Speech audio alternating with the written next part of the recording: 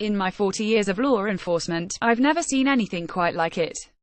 Hope I never see anything like it. Again, the 22-year-old from Virginia was killed by her two pitbulls. Shutterstock Bethany Lynn Stephens had been gone for about a day since she left to walk her dogs.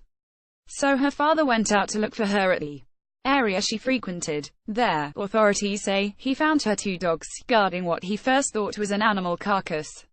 Much to his horror, he discovered that it was not. Goochland County Sheriff Jim Agnew told reporters at a news conference.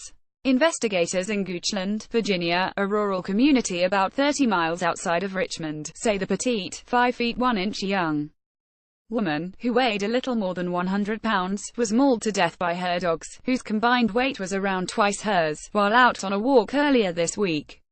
Her father found her on Thursday evening in a wooded area that used to be a farm, about a half a mile from the main road, Agnew told the Washington Post. During the conference, Agnew described the dogs as very large, brindle-colored pit bull dogs. The dogs clearly, at least in our estimation in a dark night, had something to do with this. It was an absolutely grisly mauling. Agnew told reporters. In my 40 years of law enforcement, I've never seen anything quite like it. Hope I never see anything like it again. Officials from the county's Animal Control Department and Sheriff's Office spent at least an hour trying to tranquilize the animals, Agnew said. Investigators also found bloody articles of clothing scattered in the area. We spent a lot of time there at the scene and made some observations that, out of respect for the family, we're not releasing, Agnew said. He added that investigators still do not know why the animals turned on Stephens. According to the medical examiner's office, the 22-year-old had defensive wounds on her hands and arms, which indicated that she was attacked while still alive. Investigators say she was first attacked on her throat and face. It appears she was taken to the ground, lost consciousness, and the dogs mauled her to death, Agnew said. There were no strangulation marks. The victim had puncture wounds in the skull, and this was not a homicide.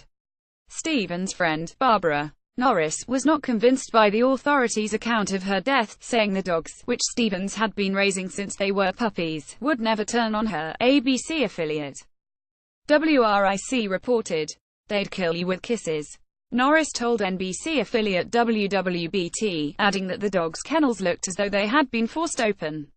She suggested that something may have happened to Stephens after walking the dogs, and the dogs then forced themselves out to help her.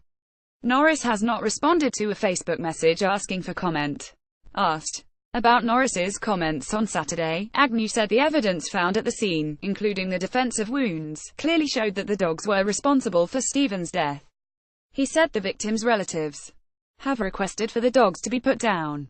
The Washington Post reuse content. We use cookies to enhance your visit to our site and to bring you advertisements that might interest you. Read our privacy and cookie policies to find out more.